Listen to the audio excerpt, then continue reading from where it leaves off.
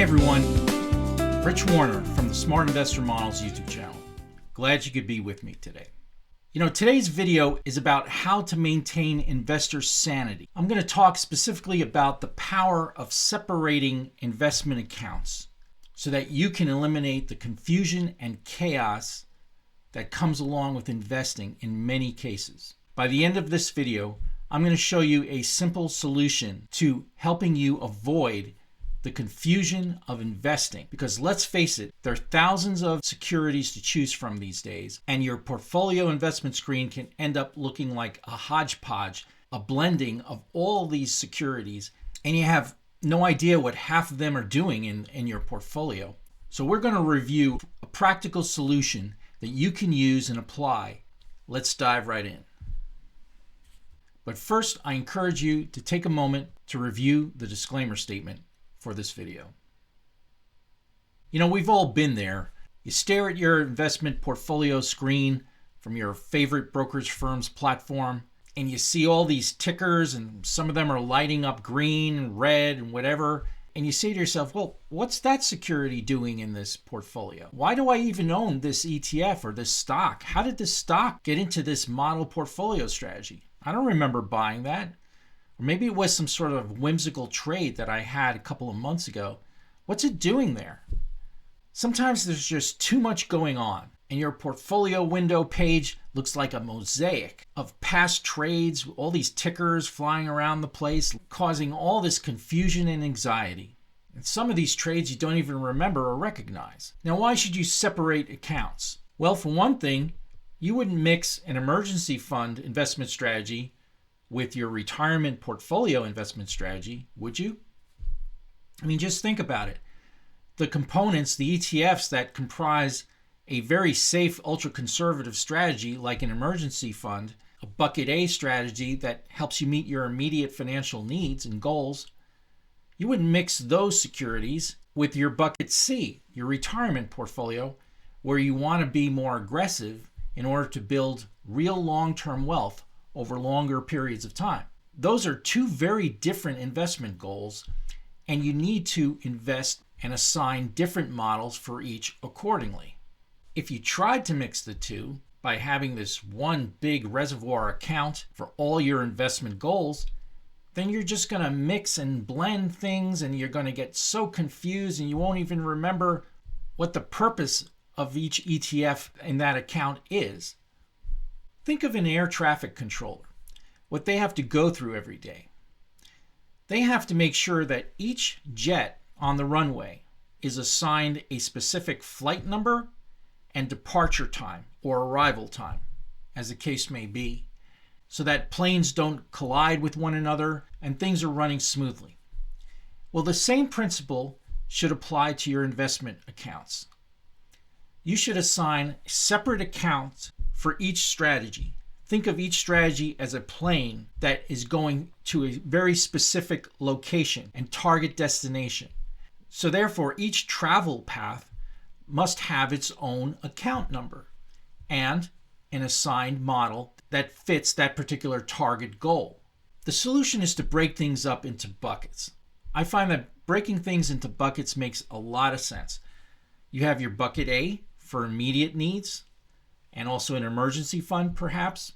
And these are expenses that generally have to be met within a 2-year period.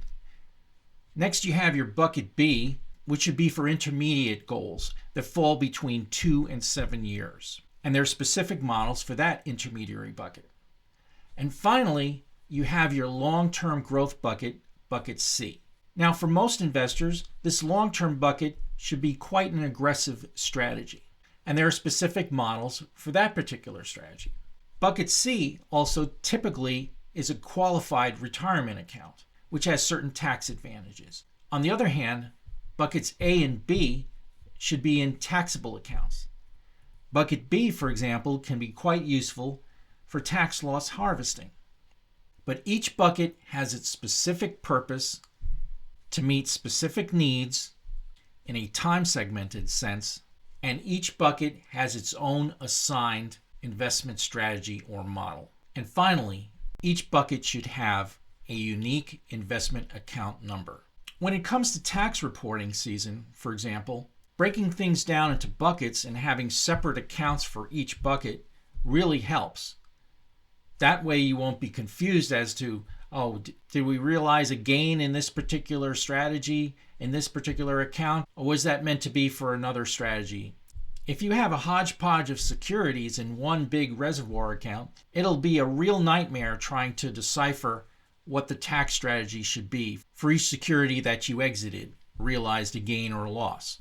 So like the air traffic controller, you now have assigned a specific investment account for each strategy inside of a specific model, so you know your target destination and you're going to be true to that strategy, which means that you should resist the temptation of trying out these new experimental trades and such inside of that bucket account. Successful investors stay true to the model they've decided to assign to a specific bucket strategy.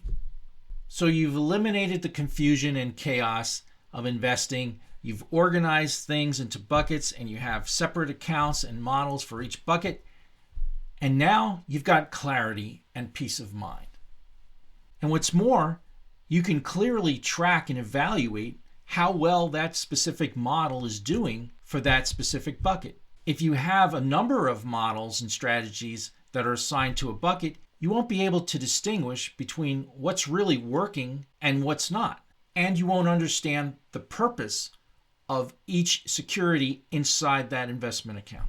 Good investors understand the purpose of the securities that comprise the account, and they understand that the portfolio composition of these securities is designed to follow a specific investment strategy or model.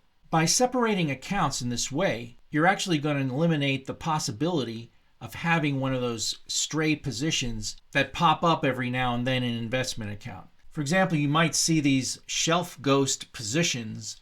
Maybe you had an experimental trade of some kind, or maybe you forgot to exit that particular position, and you find during your portfolio review that you've got some positions here that you should have gotten rid of a long time ago. This is sometimes referred to as obsolete or shadow inventory. Now, I'm not against trying out new strategies or experimenting with new trading ideas or investment philosophies or investment methodologies. All I'm saying is that if you want to try out something new, you should create a separate account for that. Have an experimental account where you can try out new ideas and strategies. That way, you can isolate that particular strategy or experimental trade, and you can follow it more clearly and closely and see if it actually is panning out for you or not. So setting up a small, separate, experimental trading account is a great idea. You could then better track and evaluate the investment performance of those new ideas. And finally, by assigning a specific model to a specific investment account, you can more easily rebalance your positions. And that's one of the reasons why rebalancing is a good idea, because it forces you to review the positions in each respective investment account. Now, as a bonus tip, I'd like to remind you that these days, all the major brokerage firms allow you to rename your accounts, so that for those who find all these investment account numbers challenging to remember, oh, that 7503 account, oh, that's supposed to be my emergency fund account, and the 7612 account is supposed to be my bucket B strategy. If you find numbers too confusing, well, you can rename the titles of each account these days. You can give each of these respective investment accounts its own nickname or alias. At Fidelity, for example, they refer to them as nicknames. Interactive Brokers, for example, they refer to them as account aliases. So, for example, if we have a look at this visual, you'll notice that in a hypothetical account, we have one account with the nickname of Retirement Hub. We have another called Future Home Down Payment. So this would be, for example, a bucket B model that you could apply for saving towards a home. We have another account, for example, that's labeled Kids College Savings Account. This could be a 529 plan or something like that. Next, we have an emergency fund. So this is likely to be a bucket A model, which would be comprised of ultra-safe bond ETFs most likely. We also have an account labeled Trading Fun. This can be your spec account, your speculative account, if you want to try out some new trading ideas, for example. And finally, we have Spouse's IRA account. So this is likely to be a bucket C model in a qualified account with a more aggressive strategy. So by assigning specific models to each bucket with separate investment accounts, I found that it's helped maintain my sanity over the years as an investor. And I just wanted to share that with you. In an upcoming video, I'm going to review some of my favorite brokerage firms that I've used over the years, so be sure to check in for that one. This is Rich Warner from the Smart Investor Models YouTube channel. Glad you could be with me, and I look forward to seeing you in the next video.